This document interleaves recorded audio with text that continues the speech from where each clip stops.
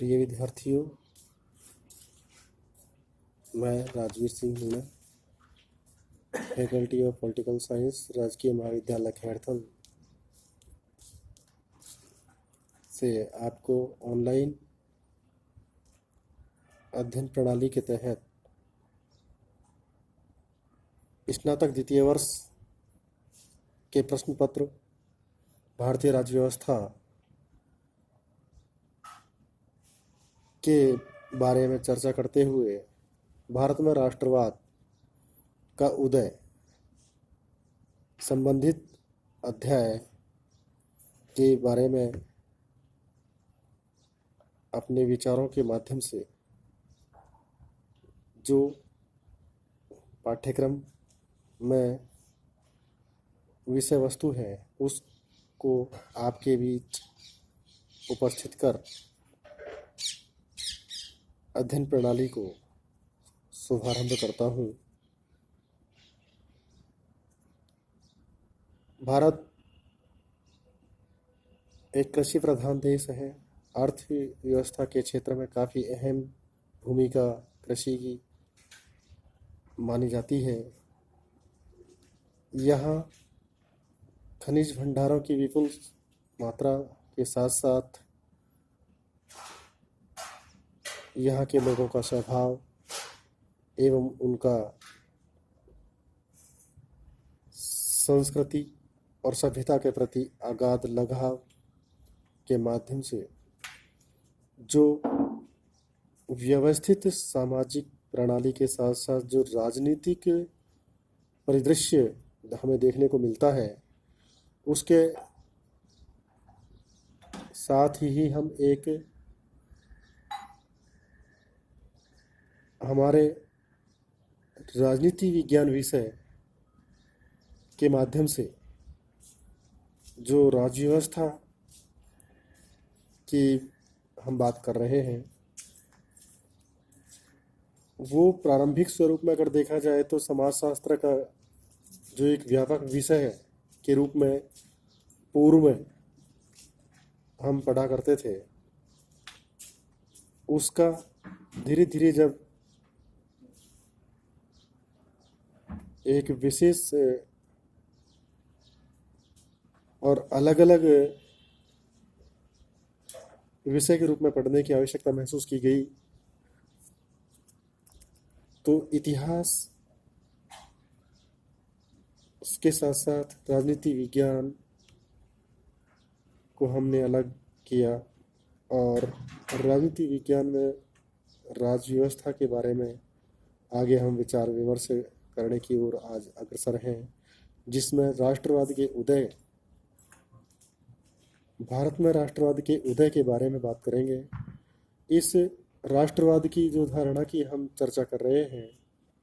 अर्थात सबसे पहले हम इसकी पृष्ठभूमि के बारे में बात करेंगे और वहाँ से ही इसके संपूर्ण को हम समझ पाएंगे। आखिर इस राष्ट्रवाद कहाँ से आया, इसको राष्ट्रवाद क्यों कहा गया और ऐसी धारणा, ऐसी भावना, इस प्रकार का वातावरण भारतीयों के मन और मस्तिष्क में किन परिस्थितियों के कारण उपजा, इस संपूर्ण विस्तृत विवेचन की कड़ी में ही हम आज की इस अध्याय की चर्चा कर रहे हैं।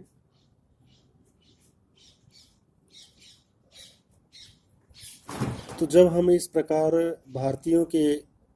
मन मस्तिष्क में आए हुए इस विचार की बात करते हैं तो पता लगता है कि हमारा देश एक खुशहाल समृद्ध देश के रूप में कायम था, जिसे कभी भारत को हम सोने की चिड़िया के नाम से जानते थे। सोने की चिड़िया का तात्पर्य यह है कि यहाँ खनिज भंडारों का विपुल मात्रा में उपलब्धता एवं आवश्यकता अनुसार एवं आवश्यकता से भी अधिक यहाँ संसाधनों की बहुलता ने इन लोगों को खुशहाल जीवन जीने का अवसर प्रदान किया। इन सभी प्रकार की परिस्थितियों को देखते हुए अन्य देशों की निगाहें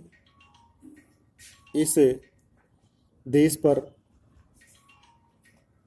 अपने स्वार्थ को पूर्ण करने के साथ ही व्यापारिक परिस्थितियों पर आई। उन व्यापार अर्थात आर्थिक व्यवस्था के क्षेत्र से व्यापार शुरू करने के माध्यम को अपनाकर 31 दिसंबर 1600 को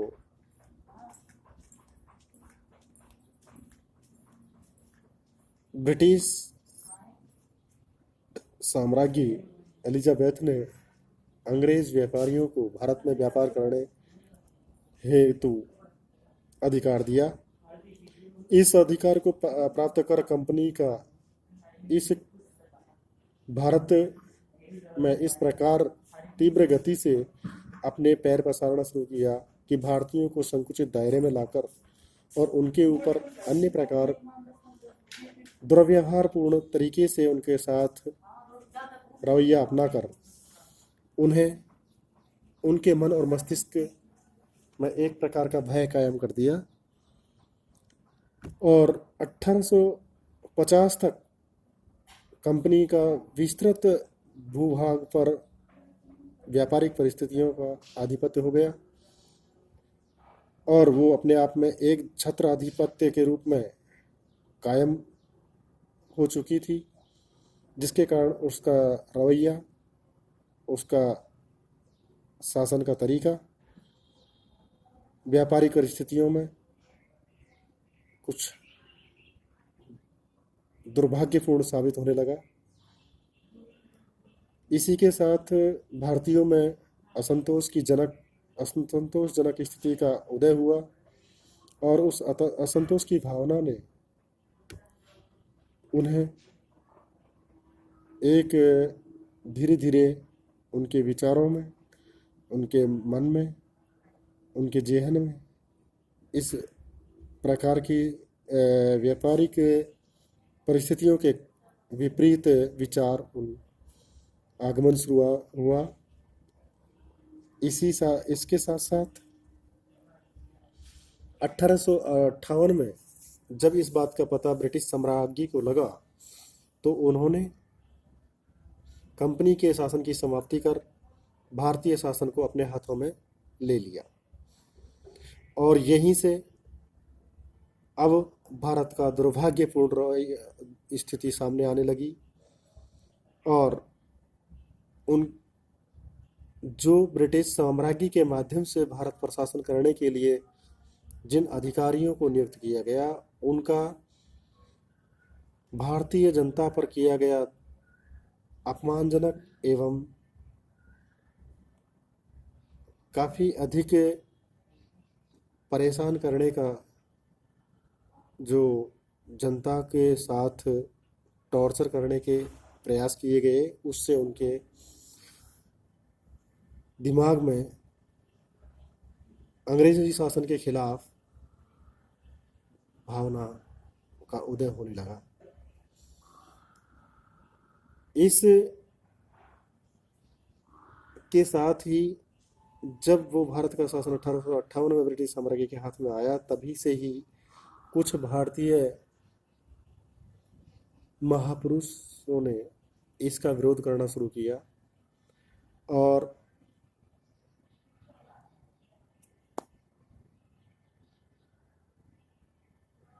जो भारतीय सेना थी, वो सेना को जो कारतूस, ये जो बम या गोले जिसको कहते हैं, उनका टैग पर सूअर की चर्बी इत्यादि लगा करके उनके धार्मिक भावनाओं के साथ खिलवाड़ करने का प्रयास किया गया। जब इस बात को सेना का पता लगा तो उसने विरोध किया और विरोध करने के साथ ही इसका एक चिंगारी के रूप में यह लहर आगे बढ़ गई और वो चिंगारी धीरे धीरे अपने पैर पसार कर बहुत अधिक विराट रूप में सामने आई, जिसके माध्यम से भारत के निवासियों एवं अंग्रेजी शासन के बीच एक दरार जैसी पृष्ठभूमि का बोलबाला सामने आने लगा। ये संपूर्ण प्रक्रिया जो है, यहीं से हम धीरे धीरे अपने भारतीय या राष्ट्र की या राष्ट्रवाद की जो बात करते हैं, उसका मतलब होता है कि स्वतंत्रता पूर्वक अपने देश के निवासियों के हाथों में ही उस देश का शासन रखा जाए और उन्हीं के माध्यम से ही उन लोगों पर शासन के अधिकार एवं उनके प्रति उनका सकारात्मक रवैया जो दिखाई देता है, वही चीज़ अपनाने के लिए, वही उसी प्रकार का शासन प्रणाली अपनाने के लिए इस प्रकार की भावनाओं का सामने आने की चरणबद्ध तरीके से शुरुआत हुई, जिसमें धार्मिक तथा सामाजिक सुधार आंदोलनों का बोलबाला,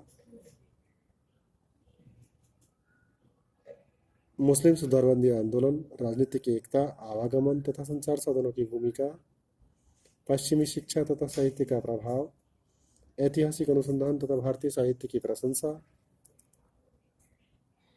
विदेशी आंदोलनों का प्रभाव, भारतीयों का विदेश गमन, आर्थिक शोषण, मध्य वर्ग का उदय, अंग्रेजी शासन द्वारा लिए गए दमनात्मक कदम, इलवर्ट विधेयक, कुछ संगठनों की भूमिका जिन्होंने राष्ट्रवाद के उदय के कारणों के रूप में इस विषय वस्तु में आज हमने जो चर्चा की है, इसका विस्तार हम अगली ऑनलाइन क्लासेस में करेंगे। जो वीडियो हम बनाकर आपको देंगे, उसके माध्यम से इसका आगामी जो भाग है उसका बताएंगे। इससे के संबंध में किसी प्रकार की जानकारी में विद्यार्थियों, अगर आपको इसमें कुछ प्रश्नों के बारे में या